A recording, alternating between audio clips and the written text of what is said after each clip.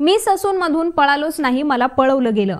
कोणाकोणाचा हात आहे ते आता मी सगळं सांगणार, असं म्हणत ललित पाटीलने अटक होताच मोठा गौप्यस्फोट केलाय.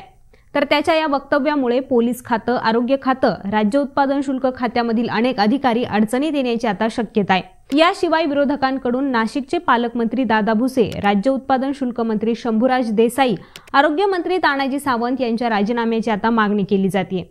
तर ललित पाटील फरार झाल्यानंतर गृहमंत्री म्हणून देवेंद्र फडणवीस यांच्यावर विरोधकांनी टीका केली आहे.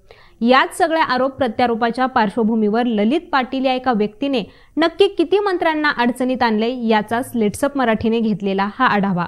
तर पहिले मंत्री म्हणजे गृहमंत्री देवेंद्र फडणवीस. मुळात ललित पाटील रुग्णालयातून पळून गेला तरी तो पोलिसांच्या तावडीतून निसटला होता. तेव्हा रुग्णालयात पोलीस निरीक्षकांसह जवळपास 112 गार्ड्स हे ड्युटीवर असतात.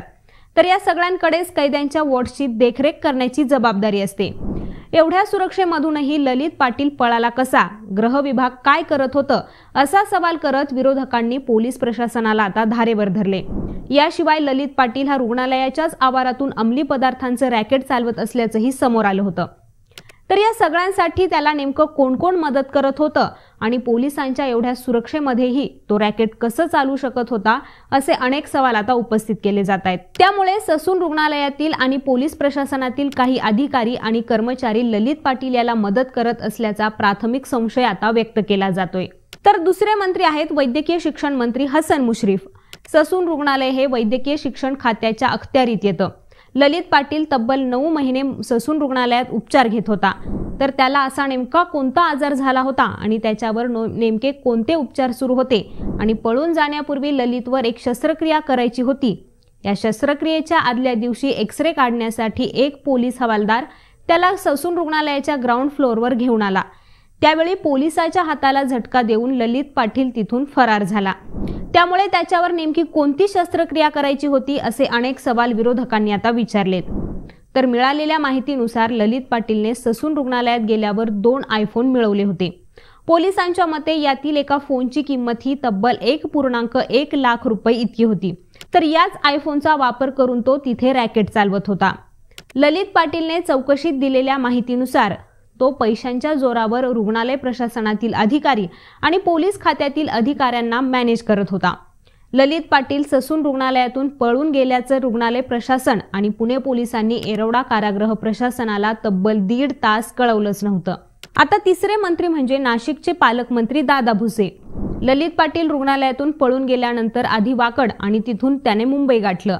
तर तिकडून तो परत नाशिकला गेला. नाशिकमध्ये तो अंमली पदार्थ तयार करणारी फॅक्टरी चालवत होता. त्यामुळे त्याचं नाशिक कनेक्शन समोर आलं होतं. नाशिकमध्ये तो बराच काळ मुक्कामी सुद्धा होता. अशातच ललित पाटील याच्यासाठी फोन केल्याचा आरोप विरोधकांनी दादा भुसे यांच्यावर केलाय.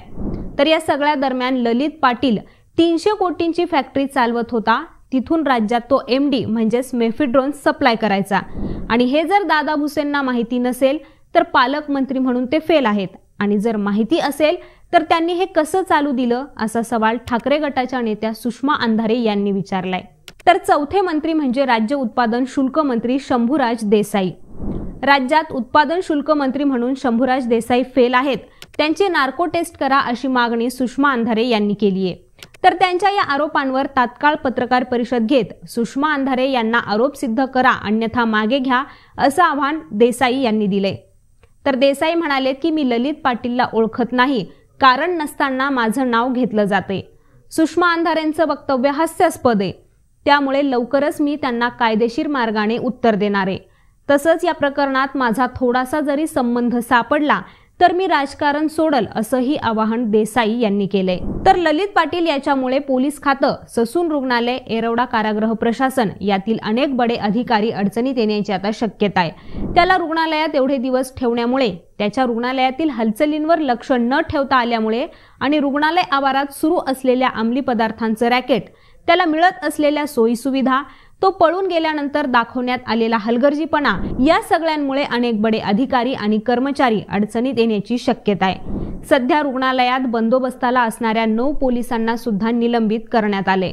आता याबद्दल तुमच्या काय प्रतिक्रिया आहेत त्या आम्हाला कॉमेंट करून नक्की सांगा. तसंच यांसारख्या विषयांबद्दल जाणून घेण्यासाठी लेट्सअप मराठीला सगळ्यात सोशल मीडिया हँडलवरती फॉलो करायला विसरू नका.